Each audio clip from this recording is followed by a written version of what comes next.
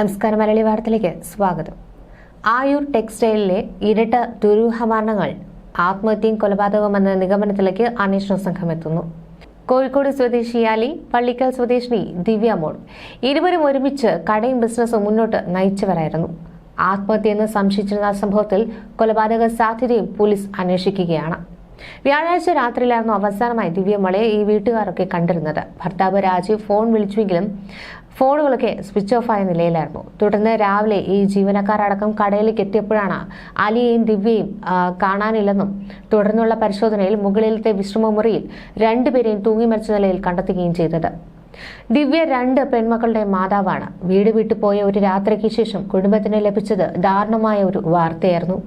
ഭർത്താവ് രാജീവ് 1 മണിവരെ ഭാര്യയെ കാത്തിരുന്നു. പിന്നീടാണ് ഇവർ പരാതിയുമായിട്ടൊക്കെ മുന്നോട്ട് പോയത്.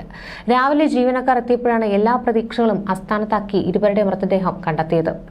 കഴിഞ്ഞ ഓണക്കാലത്താണ് ആയൂർ കൊട്ടാരക്കര റോഡിൽ തുണിക്കട തുടങ്ങിയത്. ആരംഭത്തിൽ 10ഓളം ജീവനക്കാരൊക്കെ ഉണ്ടായിരുന്നു. പിന്നീട് ഈ ജോലിക്കാരൊക്കെ കുറഞ്ഞു വരുന്ന ഒരു സ്ഥിതി. ഈ കടയുമായി ബന്ധപ്പെട്ട കണക്കുകളെല്ലാം ഇരുവരും ഒരുമിച്ചാണ് നോക്കിയിരുന്നത്. കടയുടമ അലിക്ക് ഈ പാർട്ട്ണർഷിപ്പുള്ള ഫർണിച്ചർ ഷോറൂം ചടയമംഗലത്തും പ്രവർത്തിക്കുന്നുണ്ട്. വ്യാഴാഴ്ച രാത്രിയോടെ ദിവ്യ വീട്ടിലെത്താത്തതിനെ തുടർന്നാണ് ഈ വീട്ടുകാരൊക്കെ അന്വേഷിച്ചു തുടങ്ങിയത്. ഫോൺ വിളിച്ചുവെങ്കിലും ഫോണൊക്കെ സ്വിച്ച് ഓഫ് ആയ നിലയിലായിരുന്നു. തുടർന്ന് ഈ ഒരു 9:30 കടയിലെത്തിയ ജീവനക്കാരും പിന്നീട് ദിവ്യയുടെ ബന്ധുക്കളും ഒക്കെ നടത്തിയ പരിശോധനയിലാണ് ഇരുവരെയും മരിച്ച നിലയിൽ കണ്ടെത്തിയത്. ഇതിനടുത്ത് തന്നെ ഈ ബിയർ കുപ്പികളും ഗ്ലാസും ഒക്കെ ഈ മുറിയിൽ നിന്ന് കണ്ടെത്തിയിരുന്നു. അപ്പോൾ ഇരുവരും തമ്മിൽ വഴക്കുണ്ടായെന്നുള്ള ഒരു സാഹചര്യ തെളിവുകളൊക്കെ വ്യക്തമാവുന്നുണ്ട്. ദിവ്യമോളുടെ വീട് പണിയൊക്കെ തുടങ്ങിയിരുന്നു. നേരത്തെ ഭർത്താവ് രാജീവിന്റെ കുടുംബ വീട്ടിലായിരുന്നു ഇവർ താമസിച്ചിരുന്നത്. പള്ളിക്കലിൽ പുതിയ വീടിന്റെ നിർമ്മാണം കോൺക്രീറ്റ് പണി തീരുന്ന ഘട്ടത്തിലെത്തി നിൽക്കുകയാണ്. സാമ്പത്തിക വിഷയത്തിൽ അലിയും ദിവ്യയും തെറ്റാനുള്ള ഒരു സാധ്യത ഉണ്ടായതായാണ് സംശയിക്കുന്നത്. ആത്മഹത്യയാണ് എന്നാണ് പ്രാഥമിക നിഗമനമെങ്കിലും ഒരാളുടേത് കൊലപാതകമാകാനുള്ള ഒരു സാധ്യത പോലീസ് തള്ളിക്കളയുന്നില്ല. ദിവ്യയുടെയും അലിയുടെയും ഫോൺ രേഖകൾ ഉൾപ്പെടെ പരിശോധിക്കുവാനുള്ള ഒരുക്കത്തിലാണ് പോലീസ്. ഇപ്പോൾ വസ്ത്രവ്യാപാരശാലയുടെ താഴത്തെ നിലയിൽ ഗോഡൌണിന് വേണ്ടിയിട്ടാണ് വിശാലമായ മുറി സജ്ജമാക്കിയിരുന്നത്. ഈ ദിവ്യമോൾ അടക്കമുള്ള ഇവിടെ ജോലി ചെയ്യുന്നവരൊക്കെ ഇവിടെയാണ് വിശ്രമിക്കുകയും ഭക്ഷണമൊക്കെ കഴിക്കുകയും ഒക്കെ ചെയ്യുന്നത്. രാത്രിയോടെ മറ്റു ജീവനക്കാരെല്ലാം പോയതിനു ശേഷമാണ് ദിവ്യമോളും അലിയും ഈ ഒരു മുറിയിലേക്ക് കയറിയത്. അലി 1 വർഷമായി ഇവിടെ ടെക്സ്റ്റൈൽസ് നടത്തി വരികയാണ്. ഈ ജനത്തിരക്കുള്ള ആയൂർ ടൗണിൽ നിന്നും മാറിയായിരുന്നു സ്ഥാപനം. അതുകൊണ്ട് തന്നെ ഈ സ്ഥാപനത്തെക്കുറിച്ച് അധികം ആർക്കും അറിയില്ലായിരുന്നു. അലിയുമായി കടയിലെ ഓഫീസ് മാനേജറായ ദിവ്യമോൾ അടുത്ത സൗഹൃദത്തിലായിരുന്നുവെന്നാണ് ഈ ജീവനക്കാരൊക്കെ പോലീസിന് മൊഴി നൽകിയിട്ടുള്ളത്. സ്ഥാപനത്തിന്റെ നടത്തിപ്പും ഉത്തരവാദിത്വവും മറ്റും ദിവ്യമോളെയാണ് ഏൽപ്പിച്ചിരുന്നത്. ഇവർ ഒന്നിച്ചായിരുന്നു ഈ ബംഗളൂരിലും കോയമ്പത്തൂരിലും പോയി വസ്ത്രങ്ങളടക്കം വാങ്ങിയിരുന്നത്. പിന്നീടാണ് ഈ കഴിഞ്ഞ ദിവസം ദിവ്യമോൾ വീട്ടിലേക്ക് മടങ്ങിയെത്തിയില്ല. അപ്പോൾ എന്തെങ്കിലും പർച്ചേസിങ്ങിനോ മറ്റോ പോയി കാണുമെന്നാണ് ഈ വീട്ടുകാർക്ക് കരുതിയിരുന്നത്. പക്ഷേ ഫോണിൽ വിളിച്ചിട്ടും കിട്ടാതായതോടെയാണ് ഈ ഒരു അന്വേഷണമൊക്കെ ആരംഭിച്ചത്. ആത്മഹത്യക്കുറിപ്പ് ലഭിച്ചിട്ടില്ലാത്തതിനാൽ ഇരുവരുടെയും മൊബൈൽ ഫോണുകളൊക്കെ ഇനി പോലീസ് വിശദമായി പരിശോധിക്കുമെന്നാണ് അറിയിച്ചിട്ടുള്ളത്. കാരണം കൊല്ലം ജില്ലയിലെ വിവിധ ഇടങ്ങളിലായി ഫർണിച്ചറുകളുടെയും മറ്റു വിപണനത്തിനായി എത്തിയ അലി 5 വർഷം മുൻപാണ് ചടയമംഗലം മേടയിൽ ഫർണിച്ചർ ഷോറൂം തുടങ്ങിയത്. സുഹൃത്ത് മലപ്പുറം സ്വദേശി ഷാനവാസ് ആയിരുന്നു ബിസിനസ് പങ്കാളിയായിരുന്നത്. ഇവിടെ ചെറിയ ശമ്പളത്തിൽ 3 വർഷം മുൻപ് സെയിൽസ് ഗേളായി എത്തിയതാണ് ഈ ദിവ്യമോൾ. പിന്നീടാണ് അലിയുമായി അല്ലെങ്കിൽ അലി സ്വന്തമായി വസ്ത്രവ്യാപാരശാല തുടങ്ങിയപ്പോൾ ദിവ്യയും ഒപ്പം കൂട്ടിയത്. ആയൂർ സ്വദേശിയെ പ്രവാസിയുടെ ഉടമസ്ഥതയിൽ MC റോഡരികിലെ കെട്ടിടം വാടകയ്ക്കെടുത്താണ് വസ്ത്രവ്യാപാരശാല തുടങ്ങിയത്. ഇവിടെ മാനേജറായി ദിവ്യമോളെ നിയമിച്ചു. അലി മാസത്തിൽ 1-2 തവണ മാത്രമാണ് ഈ കടയിലേക്ക് എത്തിയിരുന്നത്. ബംഗളൂരിലും കോയമ്പത്തൂരിലും അടക്കം കടയിലേക്ക് വസ്ത്രങ്ങൾ എടുക്കുവാൻ പോയിരുന്നത് അലിയും ദിവ്യമോളും ഒരുമിച്ചായിരുന്നു. വീട്ടിൽ വരില്ലെങ്കിൽ അക്കാര്യം ഫോണിൽ അറിയിക്കുകയും ചെയ്യുമായിരുന്നു. വ്യാഴാഴ്ച രാത്രി 8 മണിയായിട്ടും ദിവ്യമോളെ കാണാതെ വന്നതോടെ ഭർത്താവ് രാജീവ് ഫോണിലൊക്കെ വിളിച്ചു നോക്കി. രാത്രി 1 മണിവരെയും ഫോണിൽ കോൺടാക്ട് ചെയ്യാൻ ശ്രമിച്ചു. മറ്റു ജീവനക്കാരെയൊക്കെ വിളിച്ചപ്പോൾ രാവിലെ നോക്കാമെന്ന് പറഞ്ഞിട്ടുണ്ടായിരുന്നു. രാവിലെ തുടർന്നാണ് രാജീവും ബന്ധുക്കളും ഒക്കെ കടയിലെത്തിയത്. ഈ ജീവനക്കാരും എത്തിയതോടെ നടത്തിയ പരിശോധനയിലാണ് ഈ ജനലിൽ കൂടി ഒരാളുടെ മൃതദേഹം കണ്ടെത്തിയത്. പോലീസ് എത്തി വാതിൽ പൊളിച്ച് അകത്ത് കയറിയപ്പോൾ 2 മരണങ്ങളും സ്ഥിരീകരിക്കുകയായിരുന്നു. ഒരു സംരംഭം തുടങ്ങുമ്പോൾ അത് സ്വപ്നമായിരുന്നു അവർക്ക്. പക്ഷേ ഇന്നിവിടെ ബിസിനസ് തകർന്നതല്ല, 2 മനുഷ്യരുടെ ജീവിതമാണ് നിലച്ചത്. മരിച്ചവരുടെ കുടുംബങ്ങൾ ഇന്ന് വേദനയിൽ കഴിയുകയാണ്. അമ്മയെ തിരികെ കിട്ടാനാകില്ലെന്ന സത്യം ആ മകൾക്ക് അല്ലെങ്കിൽ ആ മക്കൾക്ക് ഇപ്പോഴും ഉൾക്കൊള്ളുവാനായിട്ടില്ല. കാരണം 10ലും 4ലും ഒക്കെ പഠിക്കുന്ന പെൺമക്കളാണ്. ഈ സംഭവത്തിൽ മരിച്ച ദിവ്യമോളുടെയും അലിയുടെയും കുടുംബങ്ങൾക്കാണ് ഇപ്പോൾ നീതി ലഭിക്കേണ്ടത്. എന്താണ് യഥാർത്ഥത്തിൽ അവിടെ സംഭവിച്ചത്? കൊലപാതകമാണെങ്കിൽ ആര് ചെയ്തു, എന്തിനു ചെയ്തു? ആത്മഹത്യയാണെങ്കിൽ 2 കുടുംബങ്ങളെയും മക്കളെയും മറന്ന് ജീവനെടുക്കുവാൻ മാത്രം ഇരുവർക്കും സംഭവിച്ചത് എന്താണെന്നത് വ്യക്തമാക്കണം. ഇതിനിടെ മറ്റൊരു സംഭവം പുറത്തുവരികയാണ്. പൊട്ടി വീണ വൈദ്യുതി കമ്പിയിൽ നിന്ന് ഷോക്കേറ്റ് യുവാവിന് ദാരുണാന്ത്യം. തിരുവനന്തപുരം നെടുമങ്ങാടാണ് ഈ സംഭവം ഉണ്ടായിരിക്കുന്നത്. നെടുമങ്ങാട് പനയമുട്ടം സ്വദേശി അക്ഷയ് സുരേഷാണ് മരിച്ചത്.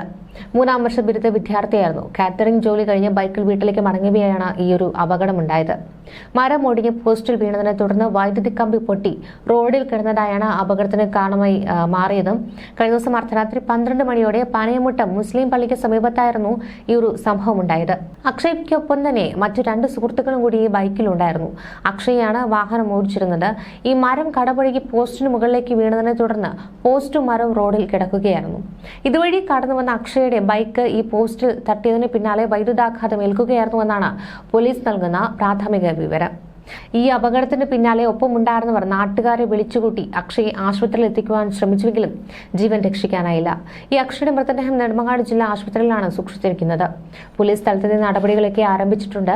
വളരെ പഴക്കം ചെന്ന പോസ്റ്റാണ് ഒടിഞ്ഞു വീണതെന്നും പലതവണ ഇതിനെക്കുറിച്ച് പരാതിപ്പെട്ടിട്ടും നടപടിയൊന്നും ഉണ്ടായിട്ടില്ലെന്നാണ് നാട്ടുകാർ പരാതിപ്പെടുന്നത്.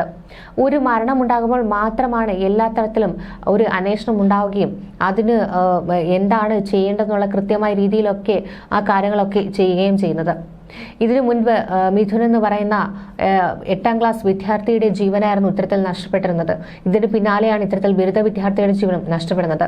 പ്രദേശത്ത് കഴിഞ്ഞ ദിവസം ശക്തമായ മഴയും കാറ്റും ഉണ്ടായിരുന്നു. ബൈക്കിൽ 3 പേരാണ് ഉണ്ടായിരുന്നത്. മറ്റു 2 പേർ അത്ഭുതകരമായി രക്ഷപ്പെടുകയായിരുന്നു. ഈ സുഹൃത്തുക്കൾ തന്നെയാണ് ഇത്തരത്തിൽ നാട്ടുകാരെയൊക്കെ വിളിച്ചുകൂട്ടി അക്ഷയ് ആശുപത്രിയിലേക്ക് മാറ്റിയത്. സംഭവത്തിൽ പോലീസ് അന്വേഷണമൊക്കെ ആരംഭിച്ചിട്ടുണ്ട്. ഈ വൈദ്യുത പോസ്റ്റ് വളരെ പഴക്കം ചെന്നതെന്നാണ് ഈ പ്രദേശവാസികൾ പറയുന്നത്. അതിശക്തമായ മഴയും കഴിഞ്ഞ ദിവസം ഉണ്ടായിരുന്നു. ഇതേ തുടർന്ന് ഈ മരമൊടിഞ്ഞ് വീണതാകാമെന്നാണ് കരുതുന്നത്. അപ്പോൾ ഈ മരമൊടിഞ്ഞ് പോസ്റ്റിൽ വീണതിനെ തുടർന്ന് ഈ പോസ്റ്റ് ഒടിഞ്ഞ് വൈദ്യുതി കമ്പി പൊട്ടി റോഡിൽ കിടക്കുകയായിരുന്നു. അക്ഷയ് ഈ സമയം ബൈക്ക് ഓടിച്ച് സുഹൃത്തുക്കളുമായി വരുന്നു. പിരപ്പൻകോട് എന്ന സ്ഥലത്തെ കല്യാണത്തിന്റെ കാറ്ററിംഗ് ജോലിക്കൊക്കെ പോയതിനു ശേഷം അക്ഷയ് സുഹൃത്തുക്കൾക്കൊപ്പം മടങ്ങുകയായിരുന്നു. 11:30യോടെയാണ് ഈ അപകടമുണ്ടായത്. റബ്ബർ മരം കടപുഴകി പോസ്റ്റിലേക്ക് വീണതിനെ തുടർന്ന് മരവും പോസ്റ്റും റോഡിലേക്ക് വീഴുകയായിരുന്നു. ഇത് ശ്രദ്ധിക്കാതെ ബൈക്ക് പോസ്റ്റിൽ തട്ടി. വളരെ കാലപ്പഴക്കം ചെന്ന പോസ്റ്റാണ് ഈ ഒടിഞ്ഞു വീണത്. ദ്രവിച്ച നിലയിലായിരുന്നു പോസ്റ്റ് നിന്നിരുന്നത്. ഈ മരവും പോസ്റ്റും റോഡിലേക്ക് വീണ് കിടക്കുന്നത് ഈ സുഹൃത്തുക്കളും ശ്രദ്ധിച്ചിരുന്നില്ല.